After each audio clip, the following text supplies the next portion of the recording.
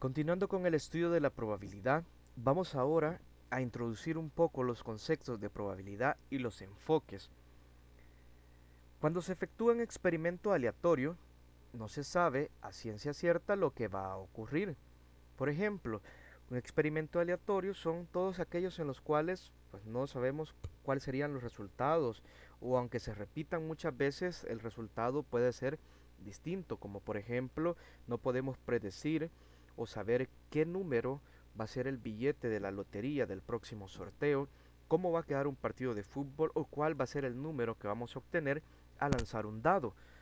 Ahora, esto se puede especular sobre los resultados que son más probables. Es decir, la probabilidad mide la creencia que se tiene de que va a ocurrir un evento específico. Por otra parte, también la probabilidad es una rama de las matemáticas que estudia a los experimentos aleatorios y que permite tener una medida de la incertidumbre, de eso de lo cual no estamos seguros de cómo va a ser, de tal forma que se pueda dar un soporte adecuado a la toma de decisiones. Los enfoques de la probabilidad son tres: subjetivo, de la frecuencia relativa, y clásico.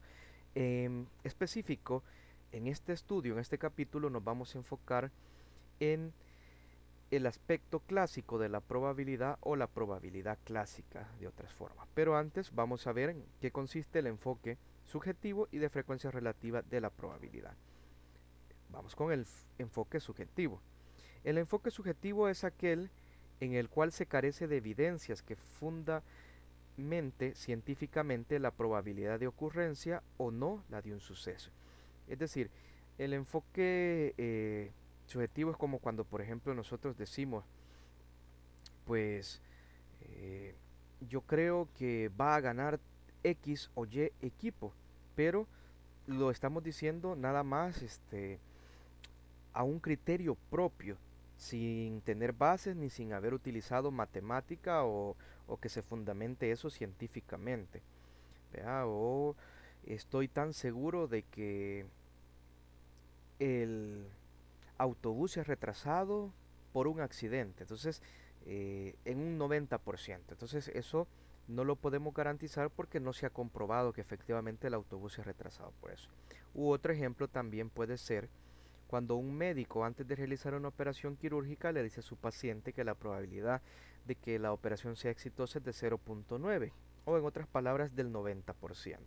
Entonces, esto depende técnicamente de la evaluación personal o subjetiva de quien emite esta opinión o este juicio, pero no tiene pues nada de científico o riguroso matemático cuando pues decimos que alrededor de el 50% de, de los autobuses están en mal estado, por ejemplo, sin antes haber realizado un estudio. Ahora, el enfoque de frecuencia relativa tiene que ver con los orígenes de la probabilidad, pues originalmente la probabilidad fue eminentemente experimental, es decir, la probabilidad surge de los experimentos. Si se deseaba conocer la probabilidad de un suceso A, lo que se hacía era repetir muchas veces ese experimento y se observaba o se tomaba apuntes de cuántas veces se repetía o ocurría este evento A. Enseguida se dividía el número de veces que había ocurrido A o el evento A entre el número de veces que se había repetido el experimento.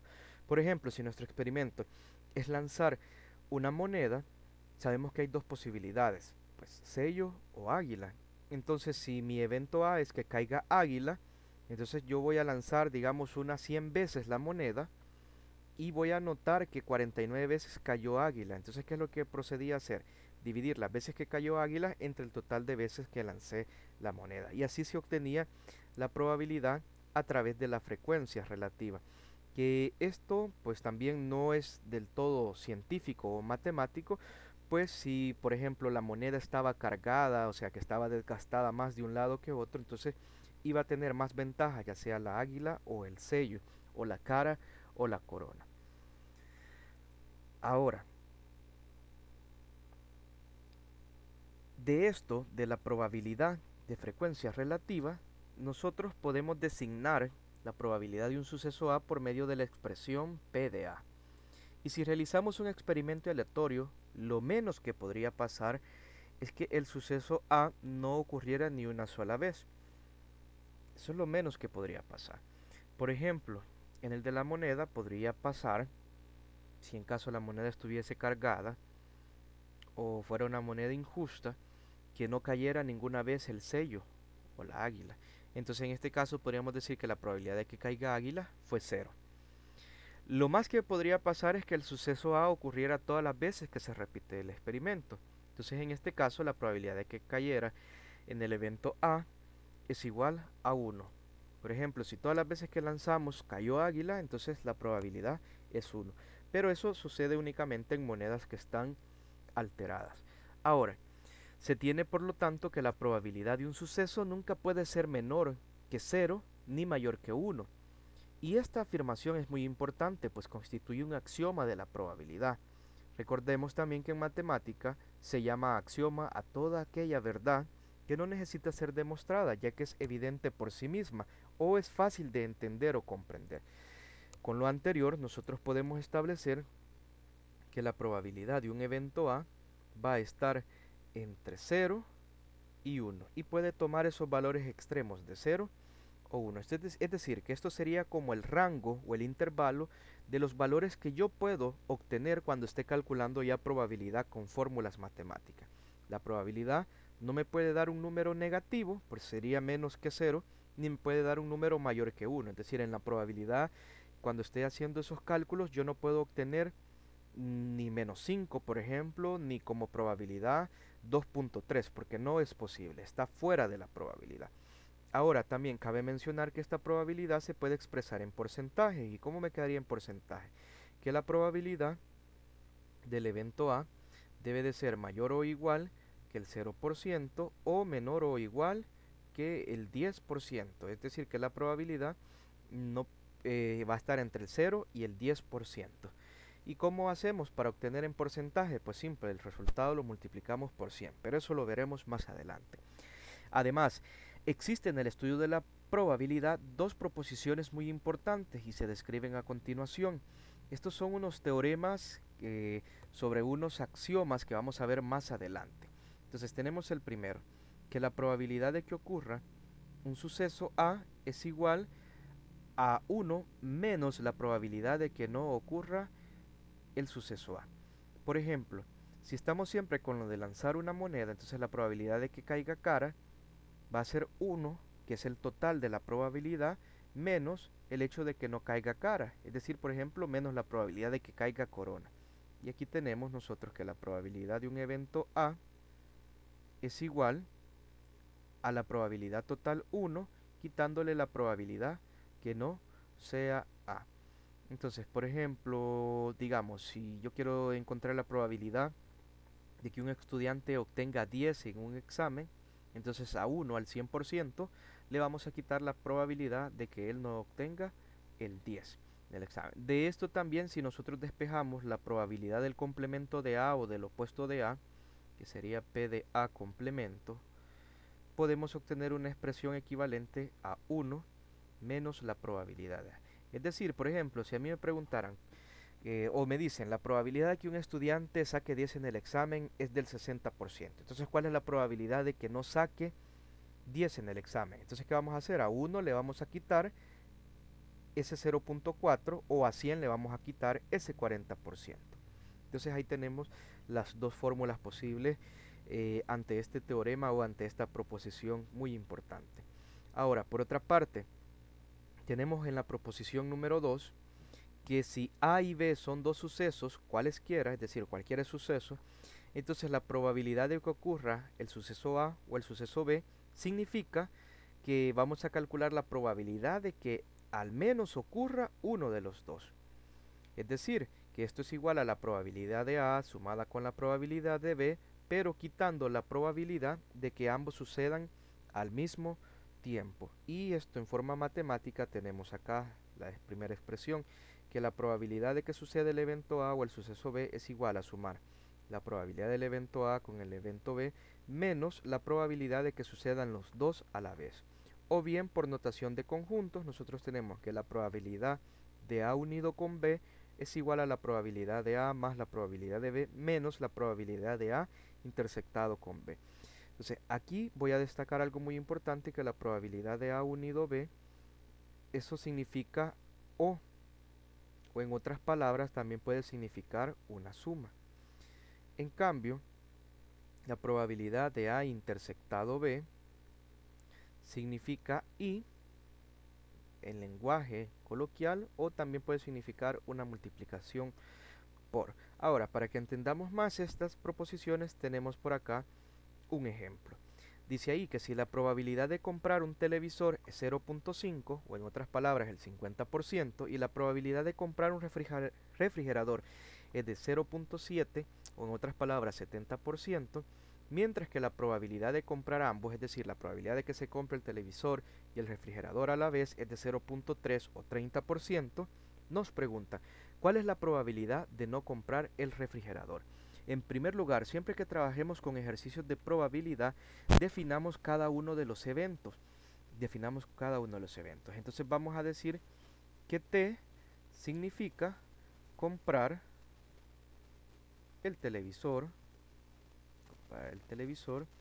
y la R mayúscula significa comprar el refrigerador. Entonces ya definimos los eventos, comprar la televisión y comprar el refrigerador. Ahora, según la información que nos dan, la probabilidad de comprar el televisor, es decir, la probabilidad de T, es igual a 0.5. También me dicen que la probabilidad de comprar el refrigerador, es decir, la probabilidad de R, es de 0.7. Y me dice que la probabilidad de comprar ambos implica que se compra el televisor y el refrigerador. Entonces, por lo que vimos anteriormente, diríamos la probabilidad de comprar el televisor intersectado con la probabilidad de comprar el refrigerador, o en lugar del símbolo de intersecto, nosotros podríamos escribir también una letra I. Eso es igual a 0.3. Entonces aquí tenemos los datos, ya definimos los eventos y tenemos los datos. Primera recomendación, definamos primero los eventos y saquemos los datos. Y enfoquémonos en la primera pregunta, ¿cuál es la probabilidad de no comprar el refrigerador? Entonces vamos, en otras palabras, como literal A, vamos a encontrar la probabilidad de no comprar el refrigerador. Entonces, si P de R es la probabilidad de comprar el refrigerador, entonces P de R complemento sería la probabilidad de no comprar ese refrigerador. Entonces vamos a poner aquí no comprar refrigerador. Eso significa P de R complemento, refrigerador. Ahora vamos a usar la preposición 1, porque en la preposición 1 nosotros teníamos bien que la probabilidad de A es 1 menos el complemento de B, o la probabilidad del complemento de A es igual a 1 menos la probabilidad de B. Entonces, tenemos acá que la probabilidad de no comprar el refrigerador es igual a 1 al 100% de la probabilidad menos la probabilidad de sí comprar el refrigerador. Es decir, que entre comprar y no comprar el refrigerador son todas las posibilidades, y eso suma un 100% o suma 1. Entonces, si yo quiero encontrar la probabilidad de no comprar el televisor, al 100%, le tengo que quitar la probabilidad de que sí se compre ese televisor. Entonces tenemos acá la probabilidad de no comprar el refrigerador es igual a 1 menos la probabilidad de comprar el refrigerador. Y aquí tenemos la probabilidad del refrigerador, que es de 0.7. Al hacer esta resta, de 1 menos 0.7 obtenemos 0.3. Es decir, que la probabilidad de no comprar ese refrigerador es de 0.3, o en otras palabras, de el 30%. Es decir, que existe un 30% de que no se compre el refrigerador. Ahora, por otra parte, tenemos el literal B, o la segunda pregunta, que nos dice ¿cuál es la probabilidad de comprar el televisor o refrigerador? Para ello, en otras palabras, lo que nos está preguntando a nosotros es la probabilidad del televisor unido con la probabilidad del refrigerador. Entonces para esto vamos a utilizar la preposición número 2, la que tenemos acá en teoría de conjunto. Entonces eso es igual a la probabilidad del primer evento, que es comprar el televisor, más la probabilidad del segundo evento, que es comprar el refrigerador, menos la probabilidad de comprar ambos, es decir, la probabilidad de T intersectado con R. Entonces ahora, ¿qué vamos a hacer? Vamos a sustituir en esta expresión la probabilidad de T, que vale 0.5, más la probabilidad de comprar un refrigerador, que es de 0.7, menos la probabilidad de comprar los dos, que es de 0.3. Entonces la probabilidad de comprar el televisor o el refrigerador sería igual a efectuar esas operaciones. 0.5 más 0.7 me da como resultado 1.2, y 1.2 menos 0.3 me da como resultado 0.9. Es decir, que la probabilidad de comprar el televisor o la refrigeradora, o al menos uno de los dos, es del 90%. Entonces aquí hemos resuelto ejercicios donde estamos utilizando probabilidades que ya están dadas, y estamos utilizando estas dos proposiciones muy importantes de la probabilidad. Pero ahora sí, vamos a la probabilidad clásica, el tercer enfoque, el que estaba pendiente. Aquí vamos a nosotros a calcular probabilidades. Entonces tenemos ahí que si un evento ocurre en n formas, las cuales se excluyen mutuamente y son igualmente probables, y si otro evento ocurre y si m de estos eventos poseen una característica de A, es decir, que ocurren de otra manera, m, la probabilidad de ocurrencia del evento A es igual a dividir m entre n. En otras palabras, aquí tenemos la fórmula. La probabilidad de un evento A es igual al número de casos que están a favor de A entre el número de casos posibles, es decir, entre todos los casos posibles.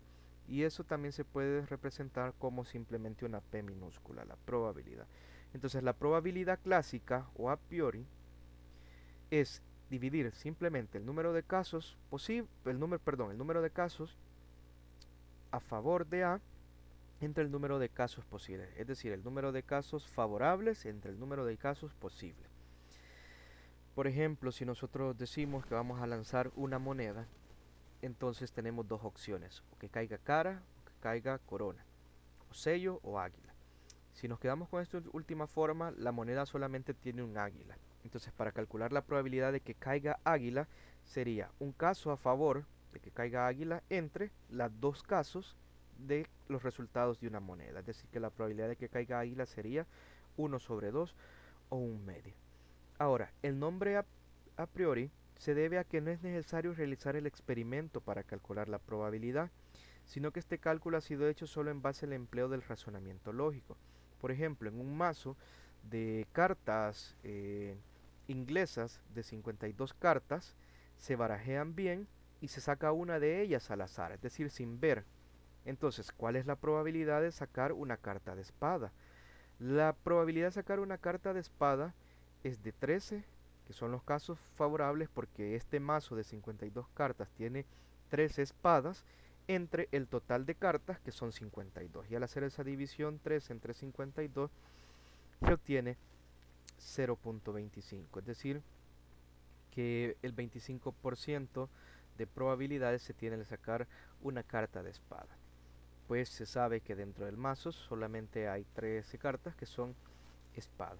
Y ahora tenemos las nociones básicas de probabilidad, y estas nada más las vamos a conocer y a explicar un poco.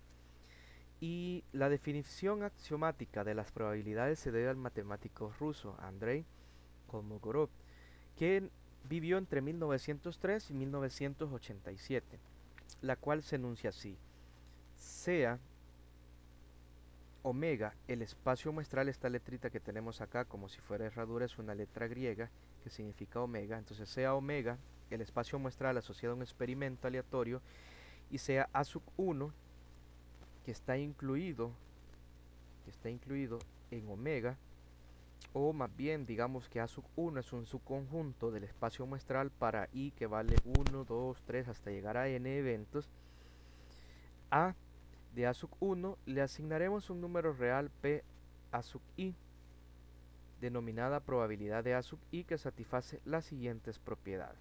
Entonces tenemos acá, en palabras sencillas, la probabilidad de un evento A, el número 1 puede estar entre 0 y 1, lo que ya habíamos visto y ya habíamos explicado. La probabilidad del espacio muestral es 1, lo otro que estábamos utilizando. Entonces, si yo quiero calcular la probabilidad de cada uno de los eventos o cada una de las posibles respuestas, al final eso me va a dar 1. Por ejemplo, si la probabilidad de que caiga cara es un medio y la probabilidad que caiga pues, coronas es un medio también, al sumar un medio más un medio obtengo 1. Al sumar todas las posibilidades o todas las probabilidades de las posibilidades del espacio muestral voy a obtener 1. Dice acá en el número 3 que si el evento A sub 1 excluye el evento sub 2, es decir, de que no tienen nada en común, ni el evento A1 ni el evento A2, entonces la probabilidad del evento A1 o el evento A2 es simplemente sumar las probabilidades de cada uno de ellos. Y ahora, si los eventos A sub i son mutuamente excluyentes, es decir, que al intersectar los eventos A sub i con los eventos A sub j no tienen nada en común porque la intersección de estos es vacía, para todo i que vale 1, 2, 3 hasta llegar a n, entonces tenemos acá que la probabilidad de unir todos esos eventos A sub 1, A sub 2, A sub 3, A sub 4, A sub 5 hasta llegar a sub n es nada más que la sumatoria de las probabilidades de cada uno de esos eventos. Entonces ahí hemos descrito un poco las nociones básicas de probabilidad o los axiomas de Andrei Kolmogorov. La definición axiomática, es decir, de que este fue el primer matemático que le dio un rigor o que fundamentó la probabilidad clásica con axiomas, con leyes que son fáciles de comprobar. Y aquí tenemos también pues la fórmula, que es la que vamos a estar utilizando, la fórmula de la probabilidad clásica, que también se conoce como la fórmula de Laplace, el matemático Laplace. Entonces, si en algunos libros ustedes ven que la fórmula de probabilidad clásica según Laplace, pues ya sabemos que es esa. Casos favorables entre el número de casos posibles. Y ahora, para que entendamos mejor la probabilidad clásica, tenemos acá 3 ejemplos que vamos a resolver a continuación. El ejemplo número 1 dice, se tiene un dado honesto de 6 caras. ¿Qué significa un dado honesto? Es decir, un dado que no está alterado y que cada una de las 6 caras tiene la misma posibilidad de caer. Entonces no hay un dado que esté favoreciendo al número 5, por ejemplo, o al número 6, sino que todos tienen las mismas posibilidades en este experimento aleatorio. Y dice de que este dado honesto se va a lanzar una vez. Entonces, ¿cuál es la probabilidad de obtener un número 2? Entonces, fíjense bien, vamos en primer lugar a escribir nuestro espacio muestral. Es muy importante que cuando hagamos cálculos de probabilidades clásicas tengamos en cuenta nuestro espacio muestral, o al menos la cardinalidad del espacio muestral. Al menos, es decir, cuántas respuestas pueden haber al hacer ese experimento aleatorio. Entonces recordemos que el espacio muestral se puede representar por la letra omega o también con la letra S. Y eso va a ser igual a todas las posibles respuestas. Entonces si lanzo un dado puedo obtener un 1, puedo obtener un 2, puedo obtener un 3, puedo obtener un 4, un 5 o un 6. Esas son todas las posibles respuestas. Entonces la cardinalidad, es decir, n del espacio muestral S, es 6. ¿Por qué 6? Porque tengo aquí 6 elementos. 1, 2, 3, 4, 5, 6. Es decir, 6 posibles respuestas. Ahora, veamos nosotros. La primera probabilidad que nos piden es la probabilidad de que caiga 2 al hacer ese lanzamiento. Entonces vamos a encontrar la probabilidad P de 2. Entonces, ¿cuántos 2 aparecen acá en el espacio muestral? Solamente aparece un número 2. Entonces, los casos favorables para que aparezca un número 2 solamente es 1. ¿Y entre cuántas respuestas posibles? Entre 6. Entonces significa que la probabilidad de obtener 2 al lanzar el dado es un sexto. Esa es la probabilidad. Ahora nosotros podemos hacer la división y podemos obtener ya esa probabilidad en decimal o también la podemos obtener en porcentaje. Entonces si nosotros dividimos 1 entre 6, obtenemos 0.16. Entonces podríamos decir también que aproximadamente 16.6% de posibilidades o de probabilidad de que caiga un número 2. Ahora, nos pregunta, ¿cuál es la probabilidad de obtener un número par? Es decir, que vamos a obtener la probabilidad de un número par. La probabilidad de un número par. Ahora, recordemos, la probabilidad clásica son casos favorables entre todos los casos posibles. Entonces veamos, ¿cuántos números pares hay en las respuestas? Aquí tenemos uno, aquí tenemos otro y aquí tenemos otro. Entonces tenemos 3 números que son pares en las respuestas. 3 de un total de 6. Y al dividir 3 entre 6, esa fracción se puede simplificar y nos quedaría un medio. O también lo que es igual a 0.5 o el 50%. Es decir, que tenemos un 50% de probabilidad de que al lanzar el dado una vez obtengamos un número par como respuesta. Y por último nos pregunta, ¿cuál es la probabilidad de obtener un número mayor o igual que 3? Entonces vamos a encontrar en otras palabras la probabilidad de un número, vamos a decir que x sea ese número, que x sea mayor o igual que 3. Entonces, veamos cuántos números tenemos en el espacio muestral en las soluciones que son iguales a 3 o mayores que 3. Aquí tenemos 1, aquí tenemos 2, 3 y tenemos 4. Entonces son 4 casos favorables para tener un 3 o más que 3, por eso arriba ponemos 4 y abajo ponemos los casos posibles que son 6. Es decir, la probabilidad sería 4 sextos, que al dividir 4 entre 6 nos da, simplificando la fracción, 2 tercios o lo que es igual a 0.66. Es decir, que tenemos alrededor del 66.6% de probabilidades que al lanzar el dado nosotros obtengamos como respuesta un número que sea igual a 3 o mayor que 3. Ahora veamos el siguiente ejemplo. El ejemplo número 2 dice, una persona tiene la oportunidad de ganar $100, $200, $500, $800 o $1000 al girar una ruleta donde están estas cantidades que él puede ganar. Ahora, el problema radica en que esta persona quiere comprarse un teléfono nuevo y para ello necesita por lo menos $400. Entonces, ¿cuál es la probabilidad que le toque una cantidad que sea suficiente para comprarse su teléfono? Entonces, tenemos una ruleta y vamos a escribir nuestro espacio muestral. Al girar esa ruleta, él puede obtener $100, puede obtener $200, $500, $800 o $1000. Entonces, esas son todas las respuestas. Nuestro espacio muestral, todas las respuestas al girar esta ruleta. Pero, fíjense bien, él necesita que el dinero que se vaya a sacar, que sea X, digamos, lo vamos a definir como X, debe de ser mayor o igual que 400. Entonces nosotros vamos a encontrar la probabilidad de que el dinero que se gane, que es X, sea mayor o igual que 400, porque el teléfono que quiere vale 400. Vale $400. Entonces, fijémonos bien, ¿cuáles de los premios alcanza para comprar un teléfono de $400? Este de 500, pues 500 es más que 400, 800 también y 1000. Entonces tenemos tres premios que si él se sacara 500, 800 o 300 le alcanza para comprar el celular. Entonces tiene tres premios donde sí le alcanza entre un total de 5 premios. Entonces tenemos acá 3 quintos. Y al dividir 3 quintos, o al hacer la división de 3 entre 5, nosotros vamos a obtener 0.60, lo que es igual al 60%. Es decir, que este sujeto de girar la ruleta tiene un 60% de posibilidades de que el dinero que le toque ganarse sea suficiente para comprarse ese teléfono que tanto quiere. Entonces ahí tenemos otro ejemplo de probabilidades clásicas. Muy bien. Ahora vamos al último ejemplo, al ejemplo número 3. Dice ahí, se extrae una bolita al azar de una caja que contiene 10 bolitas rojas, 30 blancas, 20 azules y 15 anaranjadas. Entonces, fíjense bien.